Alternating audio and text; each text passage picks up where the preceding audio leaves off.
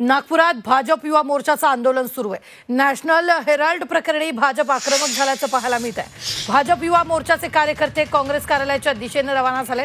काँग्रेस विरोधात भाजप युवा मोर्चा आक्रमक झाल्याचं पाहायला मिळत आहे। नॅशनल हेराल्ड प्रकरणात 2000 कोटींचा घोटाळा झाल्याचा त्यांचा आरोप आहे। ही मोठी बातमी आपण आत्ताच्या क्षणाची पाहतोय। भाजप युवा मोर्चा आक्रमक झाल्याचं पाहायला मिळत आहे। मोठ्या प्रमाणात इथं आंदोलन सुरू आहे। युवा मोर्चाचे कार्यकर्ते रस्त्यावर उतरलेले आहेत आणि या ठिकाणी मोठ्या प्रमाणात घोषणाबाजी केली जाते। नॅशनल हेराल्ड प्रकरणी भाजप आक्रमक झाल्याचं पाहायला मिळत आहे। या संदर्भात ताजे अपडेट देत आहेत आपले प्रतिनिधी अमर काणे। अमर, काय घडतंय?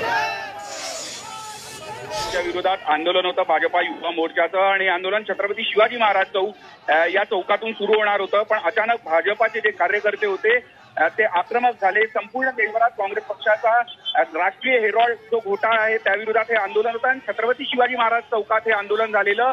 हे चिटणीस पारच्या पलीकडे देवडिया भवन जिथे काँग्रेसचं कार्यालय आहे त्या परिसरात हे आंदोलक सगळे निघाले भाजपाचे।